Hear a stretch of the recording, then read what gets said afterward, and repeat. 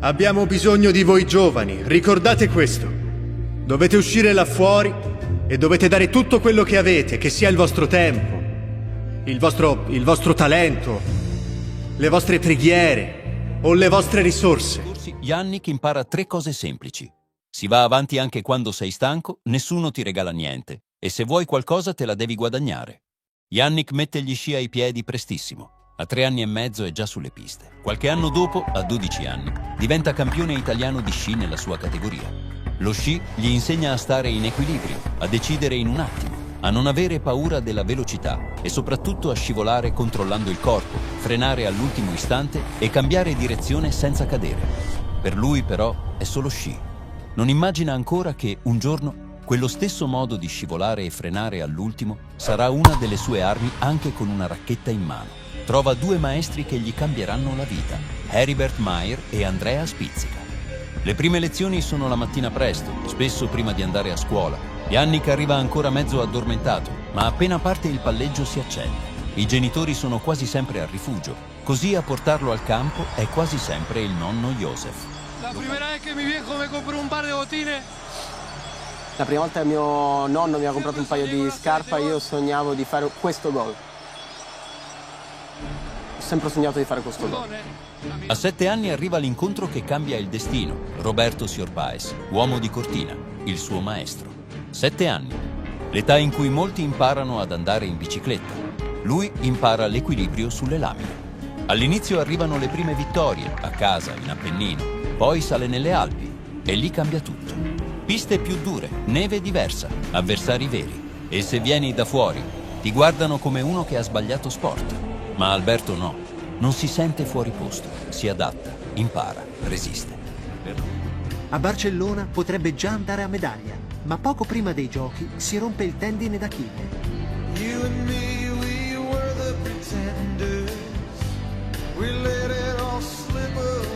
Purtroppo è stato il momento peggiore.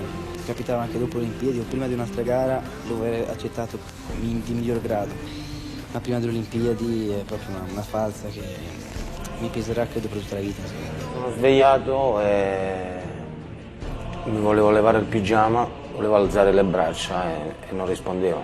Mi sono stati fatti tutti gli esami, mi è stato prelevato del liquido spinale e da lì a poco mi è stata diagnosticata questa sindrome rarissima che è la sindrome di Guillain-Barré, un'infiammazione del sistema nervoso. A 14 anni all'inizio non avevo neanche capito della gravità della cosa. Diciamo che l'ho capito nel momento in cui poi mi stavano portando in rianimazione. Non aver paura di pensare fuori dagli schemi, non aver paura di fallire in grande, di sognare in grande. Ma ricorda, i sogni senza obiettivi sono solo sogni.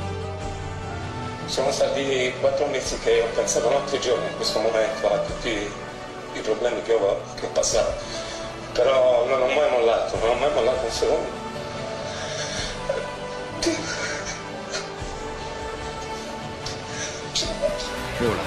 Vola verso il podio, Yuri Keki, vola! Ce l'hai fatta Yuri ce l'hai fatta! Forza Alberto a portata di mano la 50ª vittoria in Coppa del Mondo, ultima forte per lui, 42,84! E Alberto Tomba ha vinto ragazzi, ha vinto Alberto Tomba! È la 50ª vittoria in Coppa del Mondo e ci voleva davvero, dopo l'amarezza delle Olimpiadi, non sarà una gara importantissima ma per lui lo è, voleva dimostrare di essere ancora il numero 1 e ci è riuscito! Ho provato. Ma vieni! Col dritto vincente di Yannick Sinner, una partita che non è stata facile neanche un po' e per questo ce la ricorderemo come infinitamente bella. Sinner diventa il decimo giocatore della storia a difendere con successo il proprio titolo Wimbledon. I nomi prima di lui sono già leggenda. Messi mette il centro, gol!